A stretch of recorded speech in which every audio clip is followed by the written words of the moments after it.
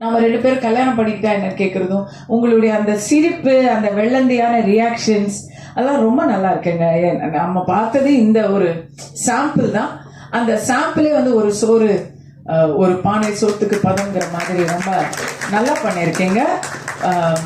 நல்ல அர்த்தமுள்ள கதாபாத்திரங்களை அடைந்து சினிமாவில் ஒரு நல்ல இடத்துக்கு வரணும். உங்களுடைய தாத்தா பெயரையும் உங்களுடைய தந்தை பெயரையும் நிலையாட்டணும் அப்படின்னு உங்களுக்கு வாழ்த்துக்கிறேன். ஐயா ராம்ஜி அவர்கள், மக்கள் குரல் ராம்ஜி அவர்களுக்கும் எனக்கும் வந்து நான் ஒரு நன்றி கடன் இருக்கு எனக்கு அவருக்கு.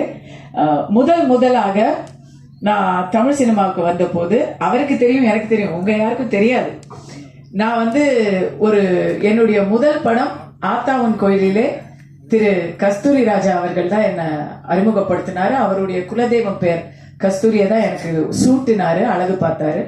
ஆனா கஸ்தூரி ராஜா அவர்களுடைய எழுத்தில், அவருடைய உருவாக்கத்தில் நான் வேற ஒரு படத்துல தான் முதல்ல நடிச்சேன்.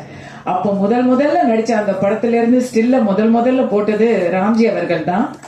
அந்த படம் வந்து வரல. உங்களுக்கு ஞாபகம் இருக்கு, எனக்கு ஞாபகம் இருக்கு.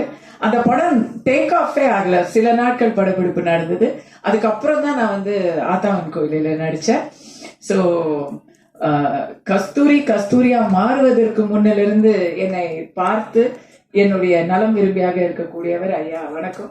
இங்க இருந்து காலை நான் வணங்கிக்கிறேன். சார் பேர்